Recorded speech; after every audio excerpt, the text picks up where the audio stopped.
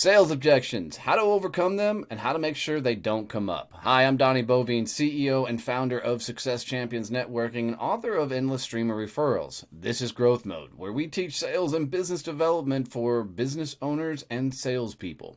As always, I'm joined by Kevin Snow, a sales and automation tactician and genius. Watch as we dive into sales objections and how to overcome them.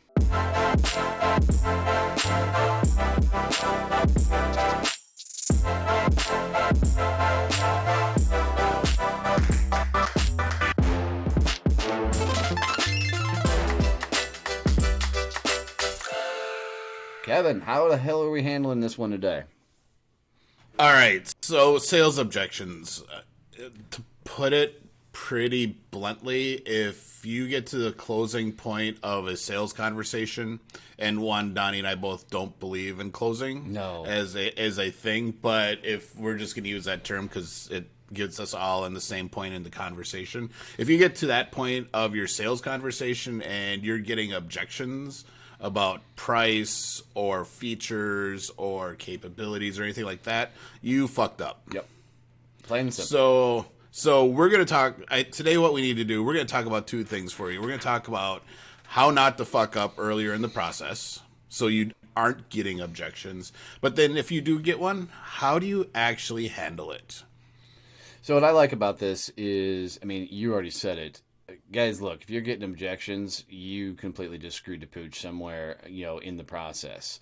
Because real adult conversations don't come with objections.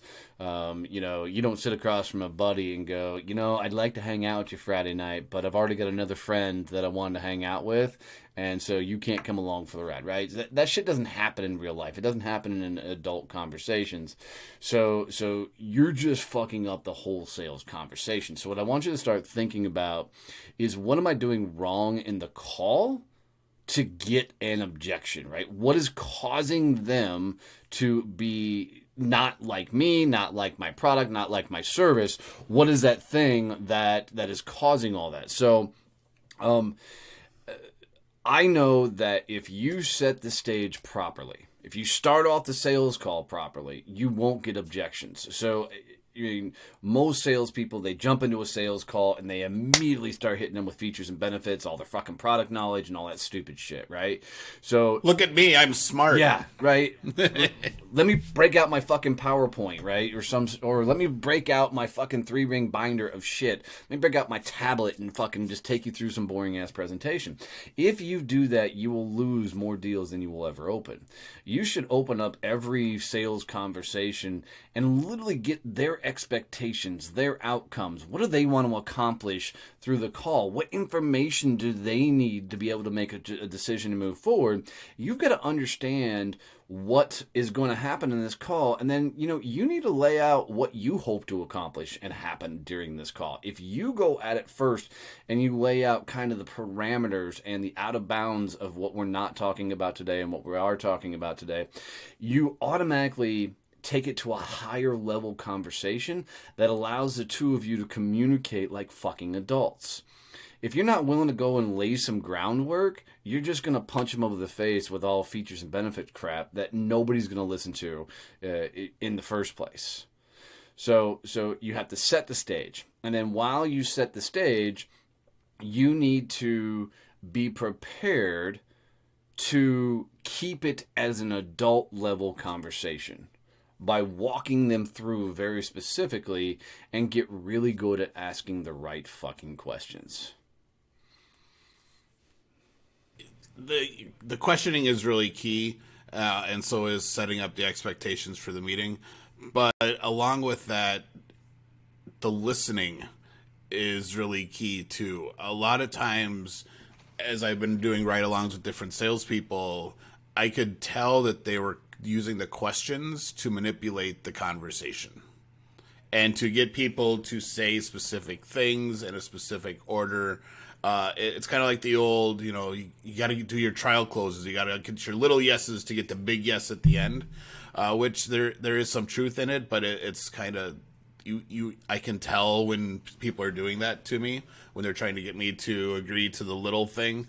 leading up to the big, hey, you want to buy my thing at the end? Well, and I But so that listening is key, because that's where they tell you exactly what you need to tell them to get the absolutely. deal. And I think, most people, because they're so nervous on a call, they're so worked up over, oh my God, I got to get this thing closed and I got to get this deal done, pay my bills, that they are, all up in their head during the sales call, and there's no reason to be there.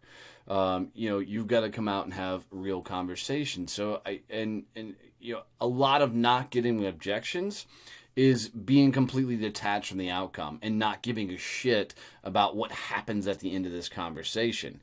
And most people are so transaction minded of, I've got to get this closed, I've got to get this closed, I've got to get it closed, that they start getting objections up. So when you get an objection popping up in, the conversation, somebody says, the price is too high. They say, hey, we're not going to do this till fourth quarter. Or they say, we're not interested. All these things that could potentially come up, you cause that to happen, okay? I want you to understand it. You need to take ownership of that you caused that objection to pop up. But whenever an objection does arise, it is a huge opportunity to understand where the objection's coming from. Don't try and browbeat it and explain to them why that's not a thing, because for them, it's a real fucking thing. They just told you, right? You need to go in and actually explore that objection and get a better understanding. If somebody says, hey, its price is too high, and it's very a generic, dry phrase like that, that's not a question. That's not for you to come in and explain why it so fucking costs so much. It's not an opportunity to try and punch them in the face and say, no, you don't understand. You should buy at this level. It's your opportunity to go in and understand, what the fuck does that mean? Your price is too high. So ask them, when you say my price is too high, help me understand that. What do you mean? What specifically are you talking about? And sometimes I look at you and like, look, man, I'm never paying that fucking price. Or sometimes I look at you and be like, look, I've got 2 other bids here, and I can tell you, you're $10,000 over the other 2, or whatever it is, right? That objection comes from somewhere, and if it's a money objection, they're probably dealing with their own money shit. Because look, you sit across from somebody, they've already got a guesstimate on what your product or service is going to cost. Our job is to make sure we're aligned, that what's in their head aligns and matches with what we have. So when objections come up, whatever the objection is, dive into it. Understand where it comes from, because the first thing that they throw at you is usually not the real thing that they're trying to hit you with. There's an alternative. There's something else. There's something behind the scenes, and it's your job to figure it out.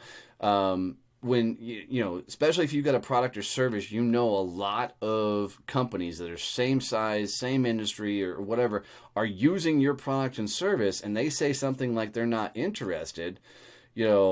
Ask them, what does that mean? When you're right now, I'm telling you that, we could do X, Y, Z with your company, and you say you're not interested. Help me understand that. And shut up. Yeah.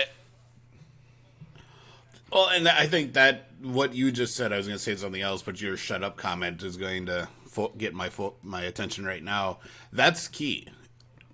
So many times, especially newer salespeople, when they get pressed with an objection, jump into sales mode and just start talking and try to talk their way out of the objection, as opposed to getting more information. My rule of thumb for everything when we're leading up to that sales conversation is that there shouldn't be surprises coming out for the client when we're at that point of the conversation. We should have already talked about budget. I should understand what they're having and where my product or service fits into that budget. If it's going to be higher than what they're expecting, I need to have already talked about the added value that they're going to get out of it, and why it's, how they're going to have an ROI. When you're at that point of the conversation, it's not the time to introduce new info. Absolutely, well said. And that's what causes objections to come up is because you're either bringing up something that wasn't discussed before, or you're trying to drop price on them all of a sudden to trick them or whatever stupid shit. Guys, look, sales is, and we'll say this till we're blue in the face, sales is a conversation. Go have a conversation. You should never need to close a deal. If you have the right adult conversation, they'll say, let's go. And you don't need to browbeat them with all this shit, and that's why you're getting objections and everything. Yep. This happens a lot when you have to do a proposal. Now, I know you don't do proposals. I rarely do proposals for clients, but there's some industries where that's kind of a standard part of the sales process. And that happens all the time, where you'll give the proposal and the salesperson throws in all this stuff that the client has never talked about before. And all they're doing is raising more questions and extending out the process. So I think at some point we should do an episode about how to actually do a proposal effectively for all our listeners who actually use them. But you need to, if you want to not have objections, you need to be listening to what your clients are saying, your prospects are telling you, and applying what you're saying back to them based on that information that they're giving you. I agree. I know. Well, there's one more trick to objections I want to make sure we throw in here is if you get an objection, and don't try and overcome the objection, try to understand it. But if you get that objection, before you go too deep into the next sales call, bring that shit up. Like if somebody says, price is too high. Somebody says, we already have a program or whatever else. Start out with that shit and put it on the table. Don't avoid it. That's the 500-pound gorilla in the corner, or elephant in the corner, whatever the fuck the phrase is, right? Literally come out and be like, hey, I've talked to a couple of business owners, and what they've told me is that they already have a program that does a lot of the things that we offer and or do. Should we talk about that now and explore what ours does right along with it, and if it's even an option to eventually upgrade to something new? And bring that shit out there. Don't avoid it. Because when you avoid it, that's when the ickiness comes into play and you start diving it in. And you'll find when you lead with these common objections you get, that adult conversation just happens so much more naturally, all the way through the process. So when you're thinking about objections, take ownership of them. Understand that you're the one causing the objection. Two, understand what you're doing to cause said objection and figure out, instead of how to overcome them, how to go straight at them and understand where they're coming from so you can address the real problem and issue. And as always, guys, if you get any tips or tricks out of this episode, do us a favor, make sure you're subscribed, and please tell one or two people about this show, have them subscribe or follow. It means everything to us. Appreciate you guys as always. Love you, mean it. See you, bye.